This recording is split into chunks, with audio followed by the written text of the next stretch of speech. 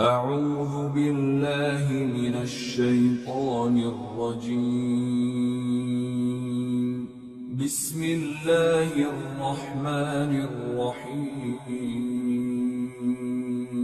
سورة الأعراف آیت نمبر 101 تلك القرى نقص عليك من أنبائها ولقد جاءتهم رسلهم بالبينات فما كانوا ليؤمنوا بما كذبوا من قبل كذلك يطبع الله على قلوب الكافرين. ترجمہ یہ ہیں وہ بستیاں جن کے واقعات ہم تمہیں سنا رہے ہیں، اور حقیقت یہ ہے کہ ان سب کے پاس ان کے پیغمبر کھلے کھلے دلائل لے کر آئے تھے، مگر جس بات کو وہ پہلے جھٹلا چکے تھے اس پر کبھی ایمان لانے کو تیار نہیں ہوئے۔ جو لوگ کفر کو اپنا چکے ہوتے ہیں ان کے دلوں پر اللہ اسی طرح مہر لگا دیتا ہے۔ تفسیر پچھلی آیت میں جو ارشاد ہوا تھا کہ ہم ان کے دلوں پر مہر لگا دیتے ہیں پھر وہ کچھ نہیں سنتے، اس کی تشریح اللہ تعالیٰ نے اس آیت میں خود فرما دی ہے۔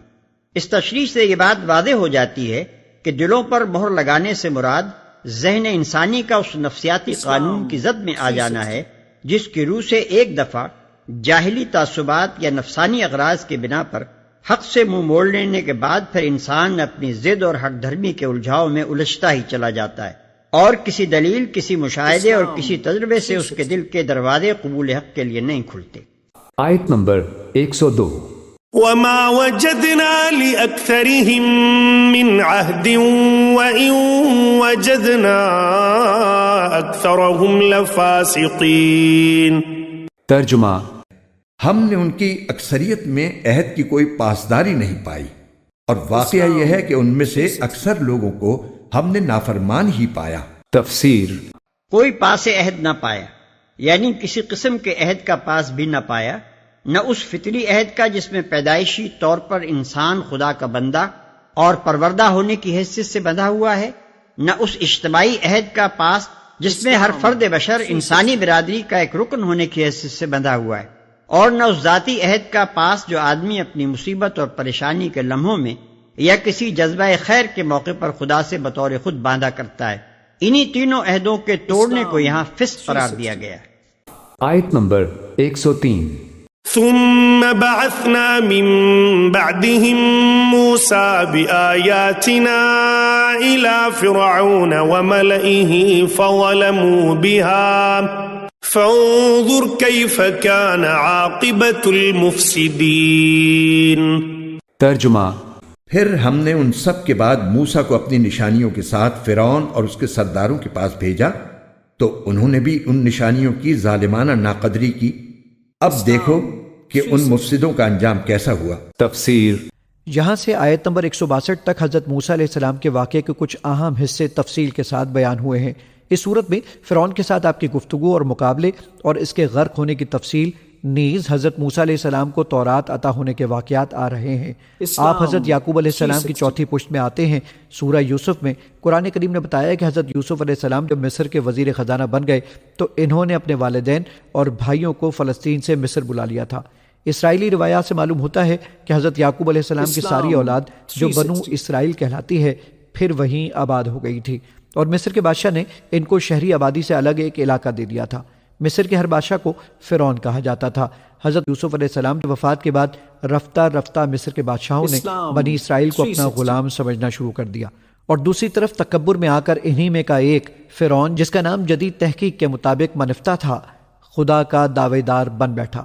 ان حالات میں حضرت موسیٰ علیہ السلام کو پیغمبر بنا کر اس کے پاس بھیجا گیا۔ ان کی پیدائش، مدین کی طرف ہجرت اور پھر نبوت عطا ہونے کے واقعات تو انشاءاللہ سورہ طٰہٰ سورہ نمبر 20 اور سورہ قصص سورہ نمبر 28 میں آئیں گے۔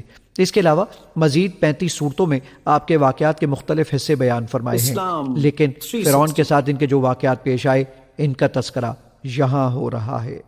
آیت نمبر 104 وقال موسى يا فرعون إني رسول من رب العالمين.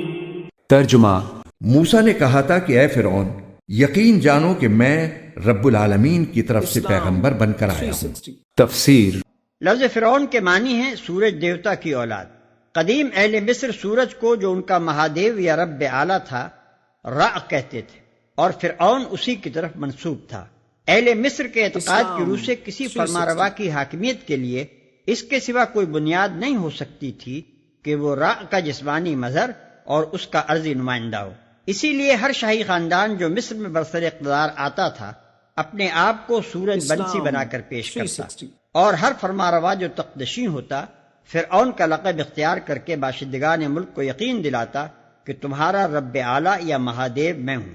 یہاں یہ بات اور جان لینی چاہیے کہ قرآن مجید میں حضرت موسیٰ علیہ السلام کے قصے کے سلسلے میں 2 فرعونوں کا ذکر آتا ہے، ایک وہ جس کے زمانے میں آپ پیدا ہوئے اور جس کے گھر میں آپ نے پرورش پائی، دوسرا وہ جس کے پاس آپ اسلام کی دعوت اور بنی اسرائیل کی رہائی کا مطالبہ لے کر پہنچے اور جو بالآخر غرق ہوا۔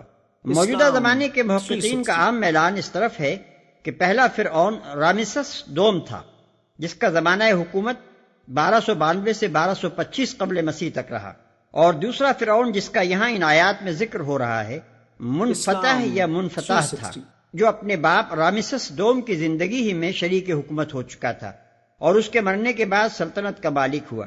یہ قیاس بظاہر اس لحاظ سے مشتبہ معلوم ہوتا ہے کہ اسرائیلی تاریخ کے حساب سے حضرت موسیٰ علیہ السلام کی تاریخ وفات 1272 قبل مسیح ہے، لیکن بہرحال یہ تاریخی قیاسات ہی ہیں اور مصری، اسرائیلی اور عیسوی جنتریوں کے تطابق سے بالکل صحیح تاریخوں کا حساب لگانا مشکل ہے۔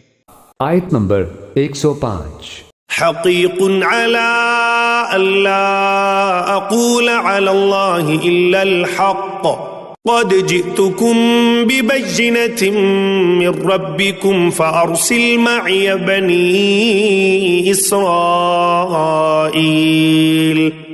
ترجمہ: میرا فرض ہے کہ میں اللہ کی طرف منسوب کر کے حق کے سوا کوئی اور بات نہ کہوں۔ میں تمہارے پاس تمہارے پروردگار کی طرف سے ایک کھلی دلیل لے کر آیا ہوں، لہٰذا بنی اسرائیل کو میرے ساتھ بھیج دو۔ تفسیر: لہٰذا تو بنی اسرائیل کو میرے ساتھ بھیج دے۔ حضرت موسیٰ علیہ السلام 2 چیزوں کی دعوت لے کر فرعون کے پاس بھیجے گئے تھے، ایک یہ کہ وہ اللہ کی بندگی یعنی اسلام قبول کرے، دوسرے یہ کہ بنی اسرائیل کی قوم کو جو پہلے سے مسلمان تھی اپنے پنجہ ظلم سے رہا کر دے۔ قرآن میں ان دونوں دعوتوں کا کہیں یکجا ذکر کیا گیا ہے اور کہیں موقع و محل کے لحاظ سے صرف ایک ہی کے بیان پر اکتفا کیا گیا ہے۔ آیت نمبر 106۔ قال إن كنت جئت بآية فأت بها إن كنت من الصادقين۔ ترجمہ: اس نے کہا کہ اگر تم کوئی نشانی لے کر آئے ہو تو اسے پیش کرو اگر تم ایک سچے آدمی ہو۔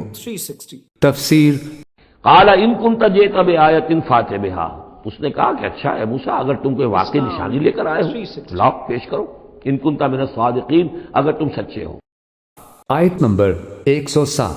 فألقى عصاه فإذا هي ثعبان مبين۔